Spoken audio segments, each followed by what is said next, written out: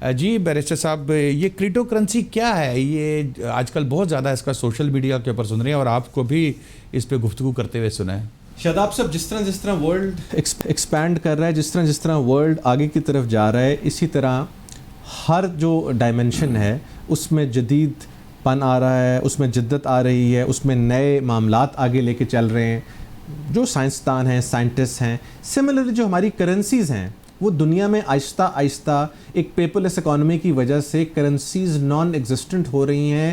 Exist تو وہ کر رہی ہیں بٹ آپ کو فزیکل فارم میں وہ نان ایگزسٹنٹ نظر آ رہی ہیں، جس میں کریڈٹ کارڈ ایک ایگزامپل ہے. جب آپ پہلے سوچتے تھے اس کی تصویر کھینچی جاتی تھی، اب آہستہ آہستہ سوائپ کرتے ہیں. So if you have a credit card in your pocket, that means آپ کے پاس 15 لاکھ تک روپے ہو سکتے ہیں میکسیمم، جو پاکستان کی اسٹیٹ بینک کی لمٹ ہے.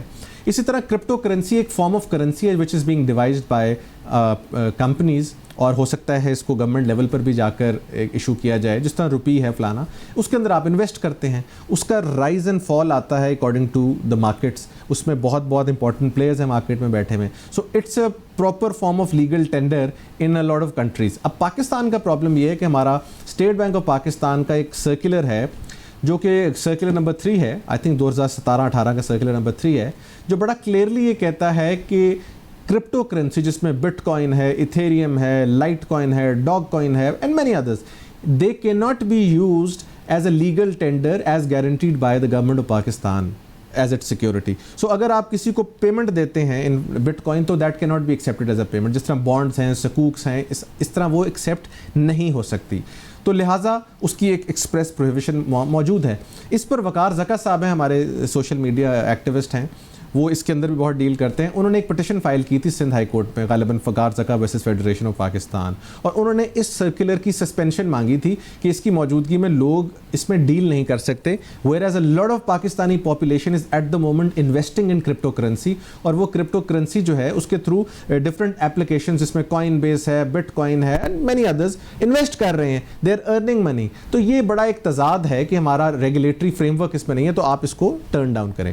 سندھ ہائی کورٹ نے جواب منگوایا اسٹیٹ بینک آف پاکستان سے. اسٹیٹ بینک آف پاکستان نے انٹرسٹنگلی جواب میں کہا جی ہم نے تو کبھی بھی ایکسپریسلی پروہیبٹ نہیں کیا، اور اس سرکولر کا مطلب یہ نہیں ہے کہ ہم اس کو غیر قانونی سمجھتے ہیں. تو سندھ ہائی کورٹ میں ابھی آئی تھنک غالباً وہ کیس پینڈنگ، اور اس میں یہ پروسیڈنگس چل رہی ہیں کہ یہ اپیرنٹلی غیر قانونی نہیں ہے.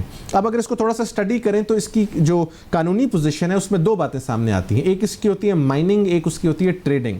مائننگ کو جو ہے وہ غیر قانونی کہا گیا کہ آپ نئی کرنسی انٹروڈیوس کرا دیں. جس طرح آپ لیٹ سے کل کو اپنے نام سے کوئی شروع کرتے ہیں، شاداب کوائن، یا میں کوئی احمد کوائن کے نام سے شروع کر دوں، that is not possible. How ever جو ایگزسٹنگ کرنسیز ہیں اس میں آپ ایپس کے تھرو ڈیل کر کے آپ کافی پیسے کما سکتے ہیں. اس کی ان ریگولیٹڈ ہونے کی وجہ سے اس انڈسٹری میں بہت سارے پرابلمز ہیں، اور ہماری government of Pakistan badly needs to regulate this industry. اس سلسلے میں اسٹیٹ بینک آف پاکستان نے فائنلی ایک وکیل صاحب ہیں، ان کی ساری لا فرم کو ہائر کیا ہے ان اسلام آباد. داؤد منیر صاحب ہیں، گریجویٹ فرام ییل. وہ اس وقت اس کے اوپر رولز سارے مرتب کر رہے ہیں، اور ان رولز کو کم از کم نومبر دسمبر تک وہ کمپلیٹ ہوں گے. پھر پاکستان میں ہر شخص پراپرلی کرپٹو کرنسی میں کھیل سکے گا، بتا سکے گا. اس کی جو ایک اور کنورس سائڈ یہ بھی ہے کہ ہماری ایف آئی اے ابھی اس ٹائم پر 419 20 68 78 کے پرچے کر دیتی ہے، فراڈ کے پرچے کر دیتی ہے. وائی؟ بیکاز دے تھنک کہ اس کے تھرو پیسہ منی لانڈر ہو رہا ہے. اب پاکستان کا منی لانڈرنگ لا بھی بڑا ایک پرابلمٹک ہے. جو عملہ ہے غالباً 2010 والا، جس کو ہم اینٹی منی لانڈرنگ ایکٹ بولتے ہیں، اس میں یہ لکھا ہوا ہے کہ اگر پاکستان سے باہر آپ پیسے لے جاتے ہیں تو منی لانڈرنگ نہیں ہے، unless that money is used for a crime in England, America, anywhere. سو یہ تو سب سے بڑا اس میں انہرنٹ فلا ہے. اگر آپ اس کو صرف پیسوں کو باہر لے کے جاتے ہیں تو فورن ایکسچینج مینول کے تحت آپ کو اس کی سزا بنتی ہے. صاحب یہاں پر تو منی لانڈرنگ تو ہر ایک کو اس میں بیچ میں اٹھا لیا جاتا ہے، ہر ایک کے خلاف کیس بن جاتے ہیں. یہ جو آپ بات کر رہے ہیں کہ سر اسی لیے ہر ایک کے اینڈ میں بیل بھی ہو جاتی ہے نا سر. ہر بندہ اس سے بچ کے باہر بھی نکل جاتا ہے. اس کی وجہ یہ کہ لا ہی بڑا انفیکٹو ہے.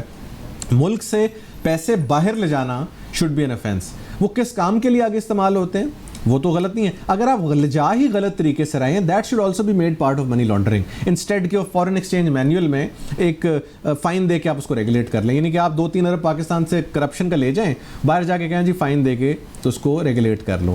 سو پھر آپ کو اس کے لیے سزا ڈھونڈنی پڑتی ہے، کوئی اس کے لیے جرم ان پر بتانا پڑتا ہے کہ پاکستان میں یہ پیسہ کرپشن کے لیے استعمال ہوا تو لہٰذا باہر لے کے گئے.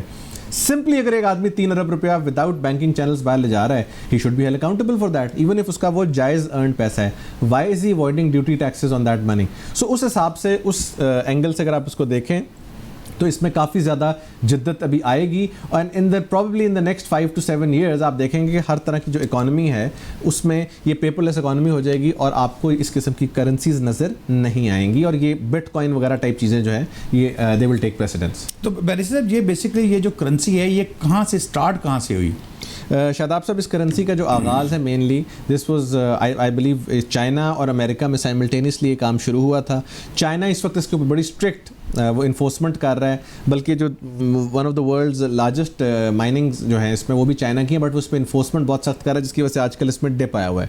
امریکہ میں بہت سارے لوگ اس میں ڈیل کر رہے ہیں، بلکہ بہت مشہور آدمی ہیں ایلون مسک جو اس کے مالک ہیں ٹیسلا کے، وہ تو جب ٹویٹ کرتے ہیں تو اس کے ٹرینڈز بھی اوپر نیچے ہو جاتے ہیں، وچ از وائی کیونکہ وہ ان ریگولیٹڈ سیکٹر ہے اس وقت زیادہ تر دنیا میں، ہیں ریگولیشنز پر اس طرح سے نہیں جس طرح باقی کرنسیز کو کرتے ہیں، تو لوگ اس کا فائدہ بھی اٹھاتے ہیں. مثلا ایلون مسک صاحب کا اگزامپل یہ ہے کہ انہوں نے ایک دفعہ ٹویٹ کی، صبح صرف کوائن لکھا تو رات تک بٹ کوائن بڑھ گیا ہوا تھا.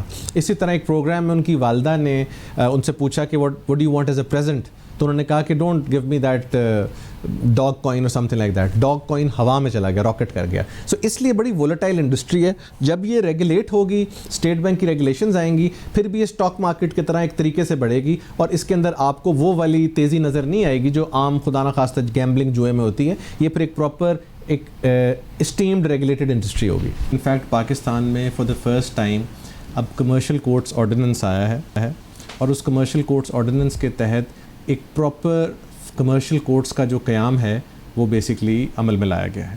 اچھا، اس کی تھوڑی سی پہلے ہسٹری بتانا ضروری ہے کہ پاکستان میں اس ٹائپ کی کورٹس جو ہیں وہ کبھی نہیں بنائی گئی. 1958 میں غالباً ایک امپورٹ کے ریلیٹڈ لا تھا، اس میں بھی ایک بیوروکریٹ بیٹھتا تھا، ایک جج بیٹھتا تھا، لیکن it was nothing close to a commercial court. اس کے بعد کمرشل کورٹس اس وقت چیف جسٹس صاحب کے احکامات سے جو سول ججز ہیں ان کے اندر ڈیزگنیٹڈ ہیں پنجاب میں تھرو آؤٹ، اور اس کو لک آفٹر کر رہے ہیں جسٹس شاہد کریم صاحب اور جسٹس جواد حسن صاحب.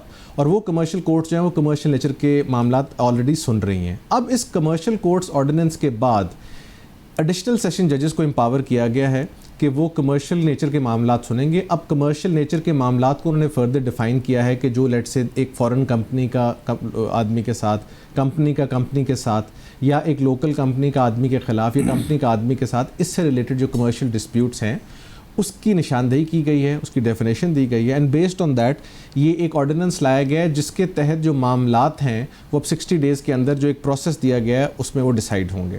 اگر آپ کو تھوڑا سا اس کی واقفیت ہو بینکنگ لا کی، جو کہ financial institution recovery of finances ordinance ہے 2001، اس میں بھی اسی قسم کے معاملات ہیں کہ جب لون ڈیفالٹ کے لیے آپ ایک کیس فائل کرتے ہیں تو اس کیس کے جواب میں جو جواب آتا ہے بیسکلی وہ اس کو ہم ریٹن سٹیٹمنٹ نہیں کہتے، اس کو ہم permission for leave to appear and defend کہتے ہیں، کہ اگر آپ کا جو جواب ہے اس میں substantial questions of law and fact raise کیے جائیں گے تو اس جواب کی اجازت ہوگی، ورنہ نہیں.